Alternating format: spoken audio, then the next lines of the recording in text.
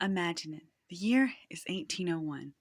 The United States has just elected its third president and vice president based off having the second most votes. Except not exactly. See, Jefferson and Burr tied for electoral votes. So that meant that the election would have to go to the House of Representatives. The intention from the Democratic Republicans was for Thomas Jefferson to be president and vice president to be Aaron Burr. But Burr wouldn't concede, I think, in hopes that he maybe would become president. There was some evidence to say that there was a plan to help secure the office for Burr, but ultimately the office did go to Jefferson. This would be the last time that a vice president was chosen because he got the second most votes in the presidential election. After this, and learning the relationship between Jefferson and Burr, it'll make sense. But it was also kind of chaos for the voters because there was no way to differentiate between who you wanted as vice president and president. So the 12th Amendment was ratified in June of 1804. As for the relationship between Thomas Jefferson and Aaron Burr, it was quite contentious, which started during the election. I mean, the fact that he refused to concede to Thomas Jefferson, knowing the intention of the party, made Jefferson distrust him, and he was iced out. He wouldn't let him know anything that was going on.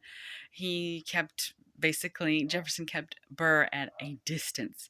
But that made Burr kind of flourish as vice president, particularly in his role of presiding over the Senate. People thought very highly of him in that role, and while in office, he started several traditions that carried on through today. And his impartiality won him over members of the opposing party, the Federalists, in the way that he handled things, such as an impeachment trial that he presided over a Supreme Court justice.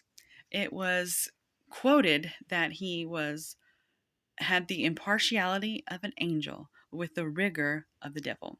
Now, due to his extensive freeze out by Jefferson, it was clear to Aaron Burr that he would not be on the election ticket for 1804, so he decided to get started on his post vice presidency plan, which was to become governor of New York. And so he was running against Alexander Hamilton. And Alexander Hamilton spoke so much smack about Burr during the campaign that Burr eventually challenged him to a duel. Unfortunately for the founding father Hamilton, he lost the duel. So Burr was officially issued an arrest warrant from both New York and New Jersey, to which Burr basically just said, you know what?